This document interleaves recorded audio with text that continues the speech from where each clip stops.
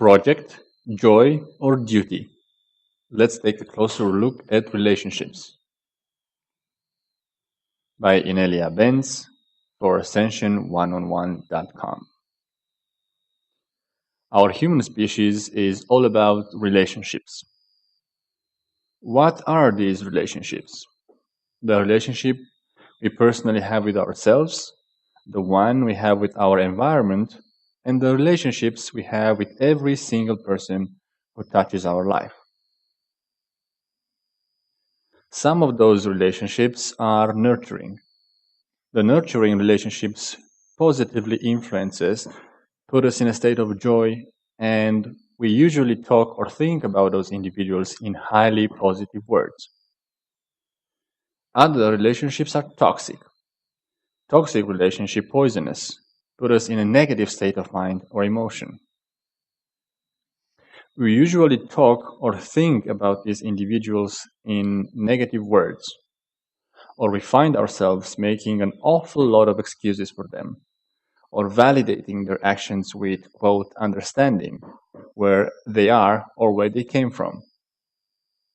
These poisonous relationships will usually bring a lot of drama, whether directly or indirectly, into our lives. By making a simple two-sided list and putting everyone we have a relationship with in on one side or the other, whether at work, home, social groups, online, or school, we can start having some clarity on the patterns we are falling into. Obviously, some people won't fit in either or will fit in both. Remember, this is just an exercise where we put the main energy we detect or share with the person recently. It may have been radically different a year ago, or it might be very varied, changing all the time.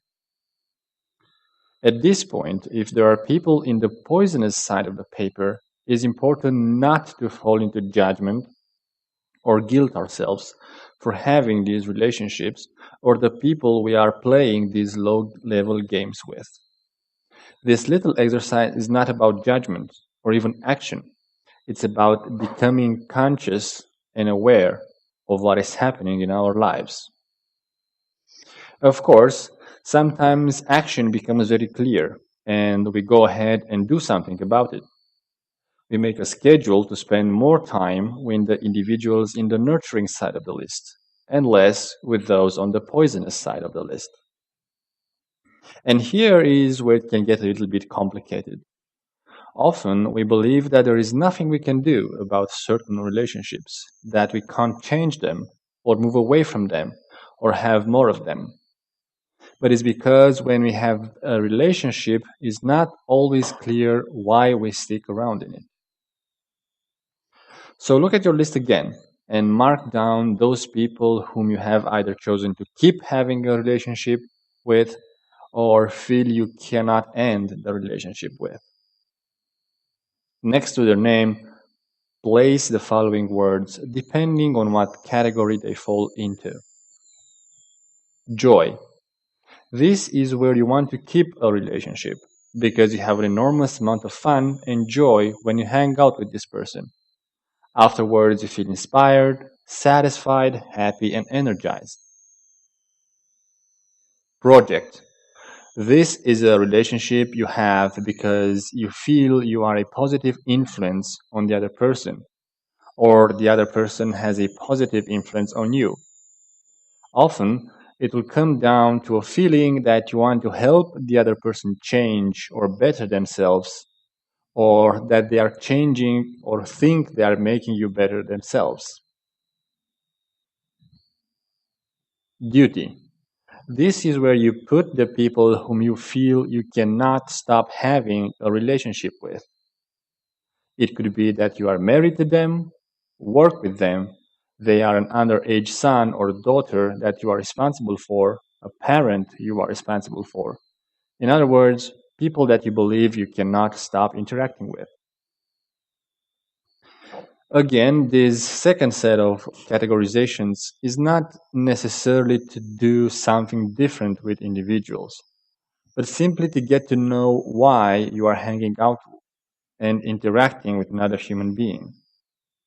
If you fall into judgment or guilt yourself or judge them or make them guilty, process that before you continue with the next bit. Are there major patterns here? If, for example, all the women in your life are codependent, dramatic addicts, then there's a definite pattern you need to address because the majority of the women on the planet are independent, joyful, and free of addictions.